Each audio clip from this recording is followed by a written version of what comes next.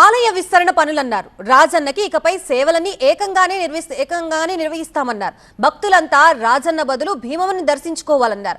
గుడి క్లోజ్ అని ఇలా చెప్పారో లేదో అంతలోనే తూచన్నారు. అసలు ఎందుకు ఈ గందరగోళం? డీటెయిల్ గా చూద్దాం. వేములవాడ రాజన్న దర్శనంపై అయోమయం నెలకొంది. ఆలయ సిబ్బంది ప్రభుత్వ ప్రకటనతో గందరగోళం ఏర్పడింది. ఆలయ విస్తరణ పనుల్లో భాగంగా భక్తుల దర్శనాలు నిలిపివేస్తామంటూ నిన్న ప్రకటించారు. అయితే ఇవాళ యథావిధిగా రాజన్న ఆలయంలో దర్శనాలు కొనసాగుతున్నాయి. దర్శనాల నిలిపివేతపై 2 రోజుల్లో స్పష్టత ఇస్తామంటున్నారు అధికారులు. పూటకో రకమైన ప్రకటనలు భక్తుల్ని గందరగోళానికి గురి చేస్తున్నాయి.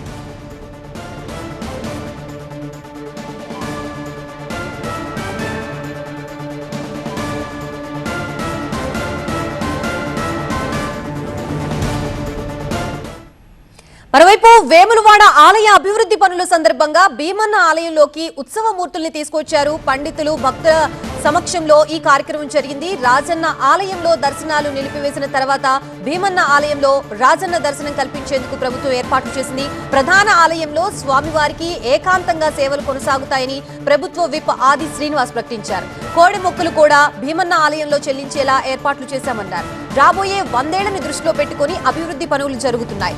ఆలయ అభివృద్ధికి అందరూ సహకరించాలన్నారు ఆది శ్రీనివాస్.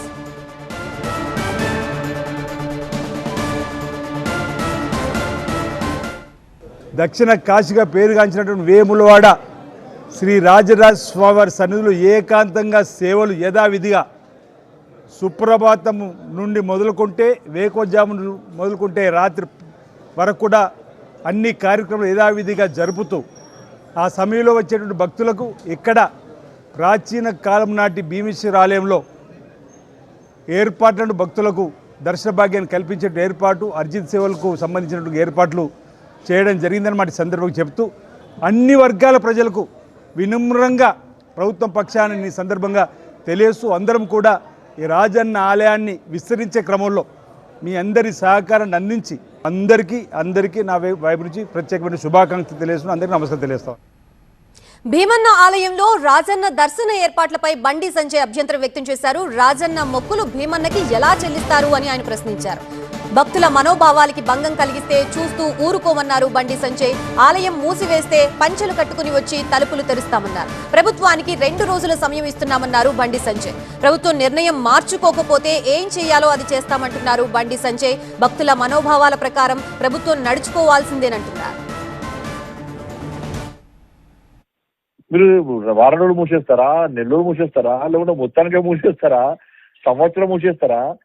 ఏమీ లేకుండా మీకు గుత్తాధిపత్యము మేము ఎవ్వరు పర్మనెంట్ కాదు. బండి సంజయ్ పర్మనెంట్ కాదు, ఇలా కాంగ్రెస్ పార్టీ ప్రభుత్వం పర్మనెంట్ కాదు, నాయకులు పర్మనెంట్ కాదు. రాయలసీమ పర్మనెంట్, భక్తుల సెంటిమెంట్ పర్మనెంట్. కానీ భక్తుల సెంటిమెంట్ దెబ్బతీసే ప్రయత్నం చేస్తే ఎట్లా కొందాం ఒకసారి ఆలోచించండి. వాళ్ళు అకస్మాత్తుగా మేము చెప్పింది నడుస్తుంది, మేము చెప్పింది నడిపించాలని చెప్పి ఆలోచనతో వెంటనే ఇప్పుడే ప్రకటించి రేపటి నుంచి బంద్ చేస్తున్నామంటే ఎట్లా కొందాం చెప్పండి.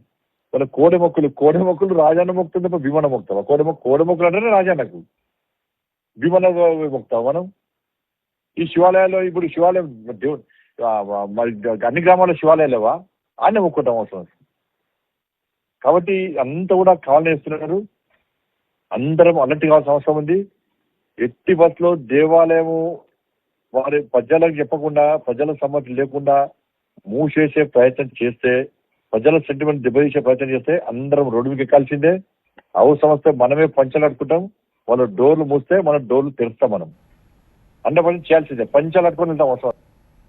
ఇదే అంశానికి సంబంధించి మనకి పూర్తి అప్డేట్స్ ఇవ్వడానికి మా ప్రతినిధి సంపత్ లైవ్ లో సిద్ధంగా ఉన్నారు. సంపత్, ఓ పక్కన దర్శనాలు నిలిపివేశామంటూ ప్రకటించారు, అండ్ ఈ రోజు దర్శనం కొనసాగుతున్నట్లుగా తెలుస్తోంది. అసలు ఏం జరుగుతుంది? దర్శనానికి అనుమతిస్తున్నారా? పూర్తి ప్రకటన ఎప్పుడు ఇచ్చే అవకాశం ఉంది? అలాగే ఈ ఇష్యూ కాస్త పొలిటికల్ టర్న్ తీసుకున్నట్లుగా తెలుస్తుంది. పూర్తి డీటెయిల్స్ ఏంటి? రాజన్న ఆలయ మూసివేత పైన మాత్రం తీవ్రమైన అయోమయం నెలకొంది. నిన్న సాయంత్రం 6 గంటల ప్రాంతంలో ఈవో రమాదేవి ఒక ప్రకటన విడుదల చేశారు. ఈరోజు ఆదివారం నుంచి కూడా అక్కడ దర్శనాలు ఉండవని చెప్పారు.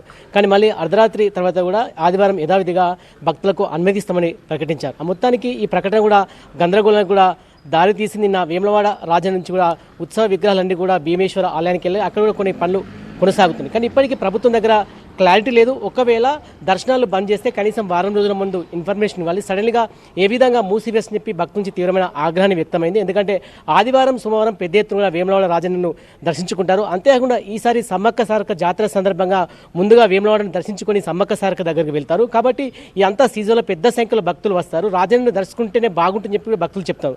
ప్రభుత్వం మాత్రము స్పష్టమైన ప్రకటన చేయట్లేదు. ఎందుకంటే ఇప్పటికీ రోడ్ల విస్తరణ పనులు కొనసాగుతున్నాయి. దీనికన్నా మేము స్పష్టమైన హామీ ఇస్తాం, స్పష్టమైన ప్రకటన చేస్తామని ప్రభుత్వం చెప్తుంది. కానీ సడన్గా ఒక ప్రకటన విడుదలైంది. మళ్ళీ తెల్లారి ప్రకటన ఉపసంహరించుకున్నారు. ఈ నేపథ్యంలో కూడా రాజకీయ రంగు కూడా పులుముకుంది. బీజేపీ మాత్రం తీవ్రంగా ఆగ్రహాన్ని కూడా వ్యక్తం చేస్తున్నాయి. ఎలాంటి సమాచారం లేకుండా ఏ విధంగా ఆలయాన్ని మూసివేస్తారని ప్రకటన చేశారు. ఈ విషయంలో ఈరోజు కేంద్ర హోంశాఖ సహాయ మంత్రి బండి సంజయ్ టెలికాన్ఫరెన్స్ కూడా నిర్వహించారు.